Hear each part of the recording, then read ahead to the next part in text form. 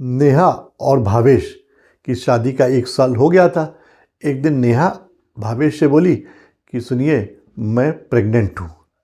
भावेश ने सुनकर बड़ा प्रसन्न हुआ। उसने कहा, यह तो बहुत खुशी की बात है। लेकिन तब नेहा बोली कि ऐसा है कि मैं लेकिन अभी बच्चा नहीं चाहती। आपको भी मालूम है, शादी का सिर्फ 1 ही साल तो हुआ है।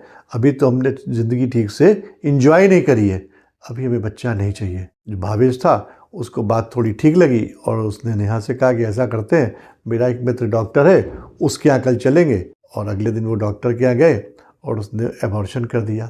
कुछ समय गुजर गया। कुछ समय बाद नेहा ने भावेश से फिर कहा कि मैं प्रेग्नेंट हूँ और लेकिन मैं अभी बच्चा नहीं चाहती, क्योंकि बच्चा होने से जिम्मेदारियाँ बढ़ जाएंगी और अभी हमने ज़िंदगी को ठीक से एंजॉय भी नहीं करा है।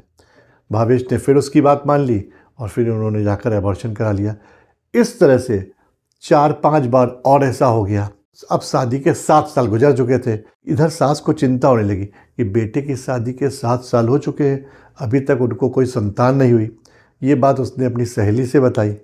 तब सहेली ने कहा, पास में ही महात्मा जी आए हुए हैं, बड़े ज्ञानी पुरुष हैं, प्रतापी पुरुष हैं, तुम जाओ उनके पास, उनको अपनी समस्या बताओ। तब उसकी सास महात्मा जी के पास गई और उनसे बोली, मेरे बेटे बहू की शादी के 7 साल हो गए लेकिन अभी तक कोई संतान नहीं हुई है। तब महात्मा जी ने कहा कि तेरी बहू को 5 बार संतान का सुख मिला, लेकिन उसने उस संतान की कदर नहीं करी।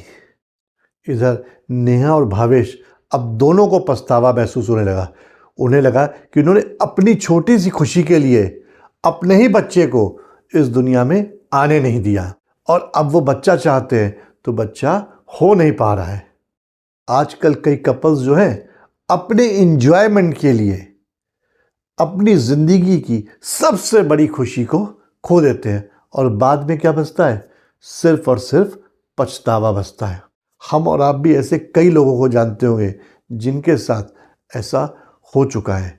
ऊपर वाले से निवेदन है कि सबको संतान सुख दे। और आज के यंग कपल्स के लिए एक बहुत बड़ा मैसेज है कि उन्हें इस बात को समझना चाहिए कि समय रहते संतान सुख प्राप्त कर लेना चाहिए, कि बाद में जब समय निकल जाता है तो सिर्फ और सिर्फ पछतावा रह जाता है।